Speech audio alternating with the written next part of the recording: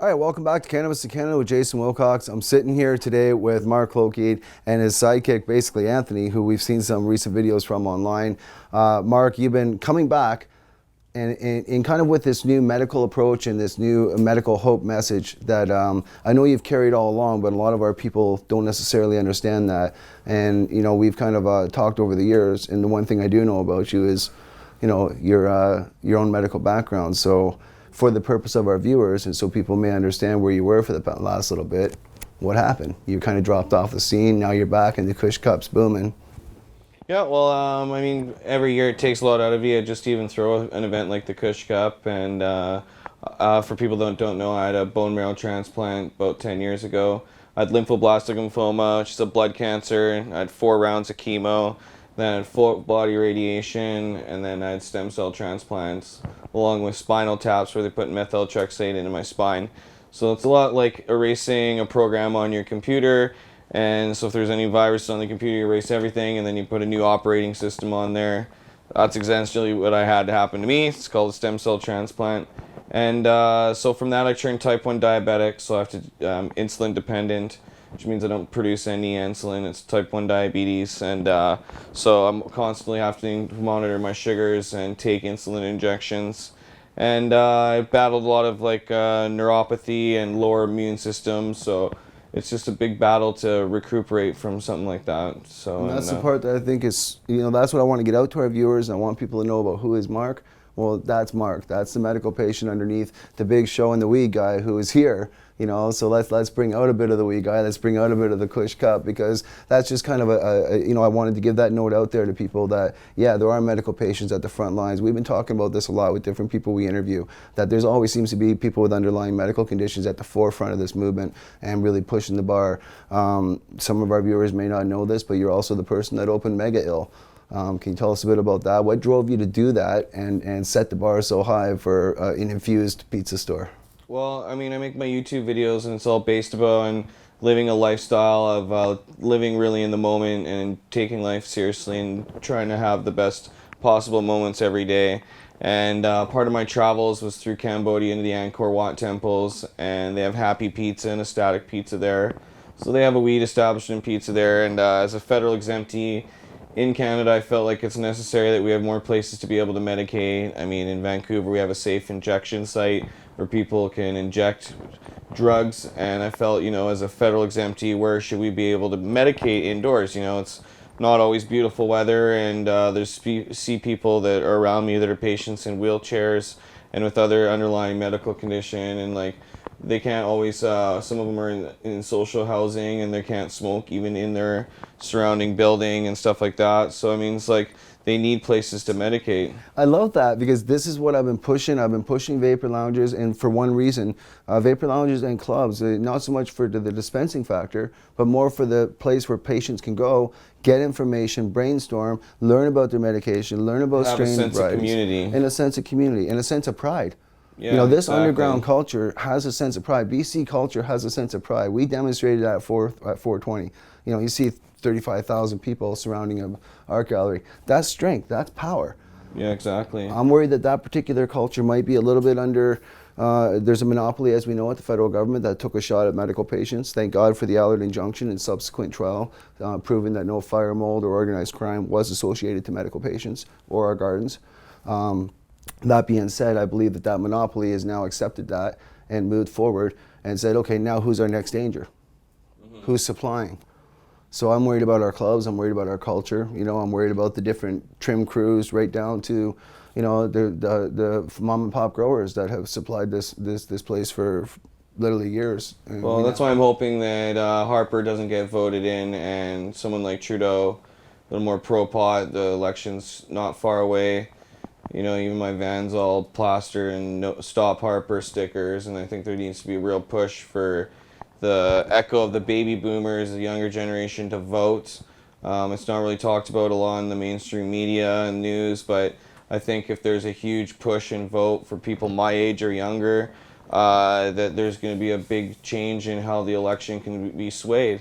And the numbers really don't show in the current survey, because there's going to be a lot more broader of a turnout for people that are fed up with having to deal with the Well, way they're being treated by their politicians. The problem Justin's run into, and I've always been on the fence with Justin because he never addressed Bill C-10, which would see mandatory minimums for 6 or more plants. He signed off on that. He hasn't addressed it. The other problem that I have with Justin is Bill C-51 that he recently signed off on. These are things that are more shifting in the direction of the conservative government. Furthermore, his chief financial officer, Chuck Rishi, or Rishi, however you say his last name, he made a ton off founding Tweed and then just disengaged and maintained on as a chief financial officer of the Liberal Party. So it's this kind of stuff, and guys that walk around with profiteer shirts when I say a monopoly, that I feel is coming down on BC.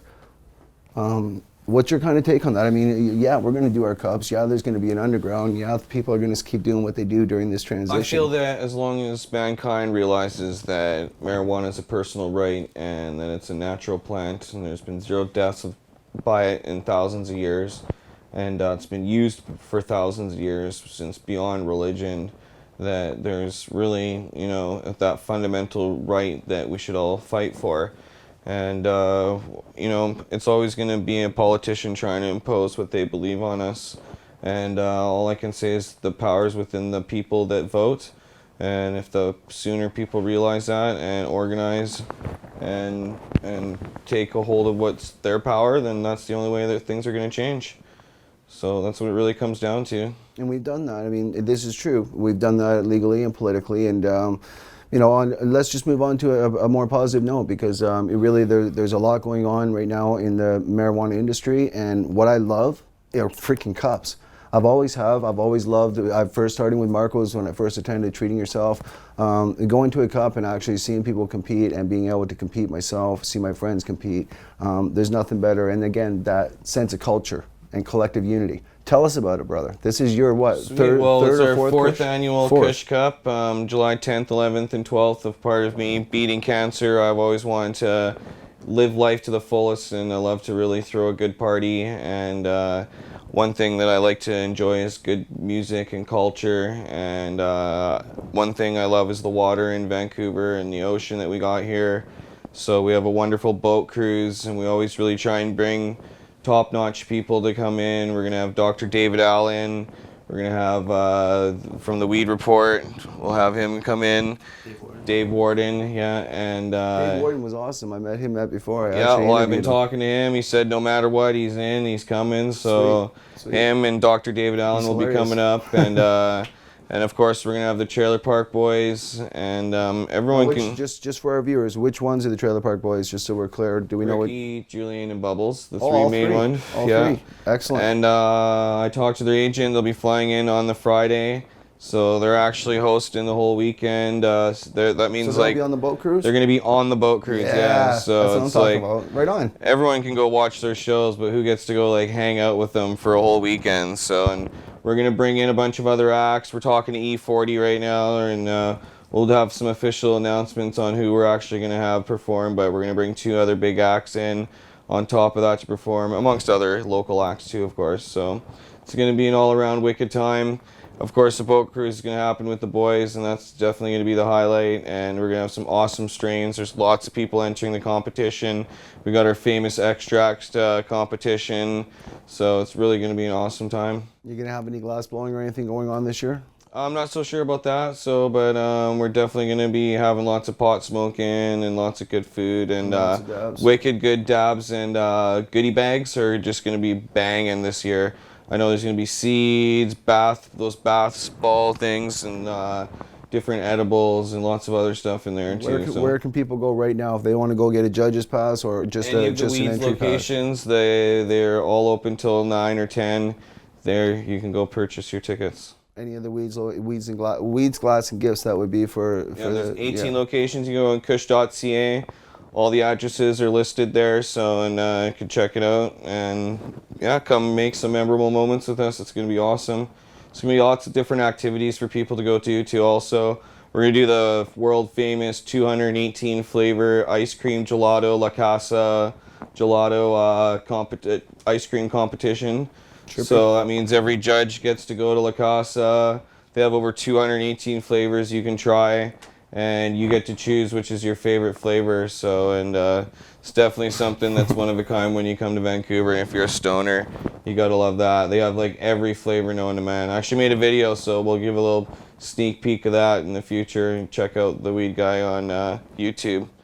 Awesome. Yeah. Forward looking now, are you going to be attending, treating yourself? Would you know if there's a cup this year? Will the Kush.ca party Anything be happening? in Canada and I'm in town, then I try and attend. So like Eden just did their concentrate competition. I took part in that, and it was an awesome time. And I really don't think people understand how much work and effort, and it's not some big profit margin when these events take place. So it really is about the community and the love and the spirit of being, you know. And the other thing about marijuana is there's never any fights or anything like that. It's a real chill atmosphere. That's what's great about our rallies and stuff like that. Alcohol really takes people to another level, and that's why I love throwing these marijuana events. And there seems to be some camaraderie, and that's like, I could really tell with people that have come from out of town that have attended it. Even like big stars, they like want to come back, you know, and experience it again. Like Dave Warren was a really good example of that, where he literally was like, "I'm in no matter what," and I was like, "Wow, man, I can't believe you're saying that." So like meeting Mr. Leahy, he said, was like one of the highlights of his career. So yeah, it was an awesome time. Awesome. Where else can people go? I guess Kush.ca, as you said, people can go there to find out where to get the tickets with weeds. And yeah, what else do you have? Is there anything else you want to give a shout out about, Mark? I mean, you're coming back on the set now. I see you posting. I'll just on keep the various supporting places. my videos, and like I'm working hard. That's my passion. So I'm always trying to entertain people, whatever genre they take is always changing from week to week, and that's about it. What's your various handles where we can find you? Mark Klokeid on YouTube, and Kush.ca will take you everywhere else you want to go. It's all the links are right there by Twitter and all that stuff. So Beautiful. Just go to Kush.ca. Awesome. And I'm on Pot TV too if you want to watch some of my videos. But I'm everywhere. But definitely Kush.ca will take you where you want to see me. Beautiful. All right, we'll be putting some art up and some graphics about the Kush Cup and letting people know where to go and some links. So thanks, Mark, for coming on. Thank you, Anthony. Thanks for having me. Yeah, stay tuned for more from CannabisInCanada.ca. Cheers.